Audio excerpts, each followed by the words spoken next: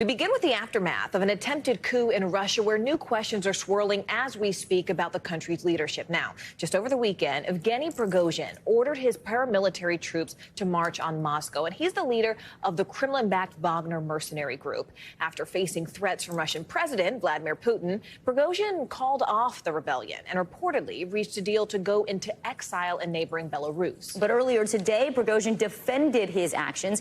In an audio message, he said his goal was not to overthrow the Russian government. Instead, he claims the Wagner Group wanted to protest the way it was being treated. And just last hour, President Biden weighed in on the situation for the first time. He says the U.S. is prepared for what he described as a range of scenarios.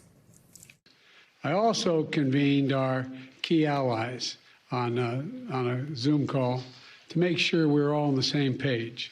Let me emphasize, we gave Putin no excuse to blame this on the West or to blame this on NATO. We made clear that we were not involved. We had nothing to do with it. This was part of a struggle within the Russian system.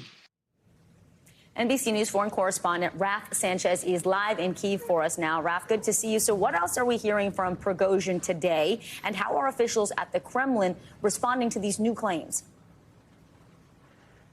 So, Vicky, this is the first time that we've heard from Prigozhin since we saw him leaving the city of Rostov-on-Don inside Russia on Saturday night after calling off his rebellion. And in this 11-minute voice note, he gives a justification for his actions. He says that Wagner mercenaries were the best fighters on the Russian side, that they were totally loyal to President Putin and to the state, but that they felt that they had no choice to do this because they were being starved of ammunition and of supplies and support here inside Ukraine. He says the immediate spark for his rebellion was what he says was a Russian military strike on a Wagner base on Friday that killed 30 of his own mercenaries. That's something the Kremlin denied happening.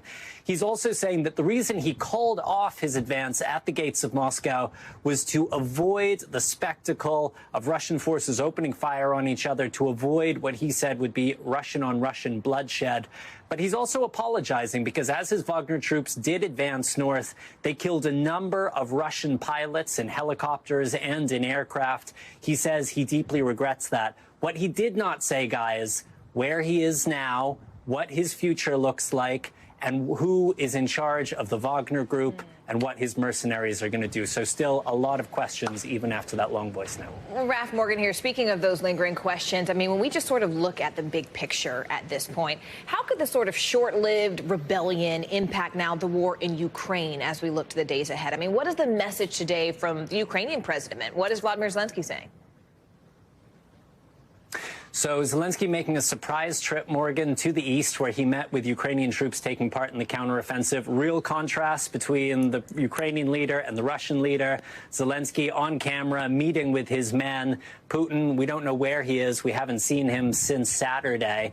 We spoke to a Ukrainian military officer earlier today. He said even if this rebellion is over, it has damaged Russian morale. He is sure it is going to have an impact on Russia's performance on the battlefield. But, Morgan, we have not yet seen any sort of major collapse of the Russian lines. We haven't seen the Ukrainians be able to take advantage of this in a big way. Guys. All right. NBC News foreign correspondent Raf Sanchez following all of this from the beginning. Raf, thank you so much.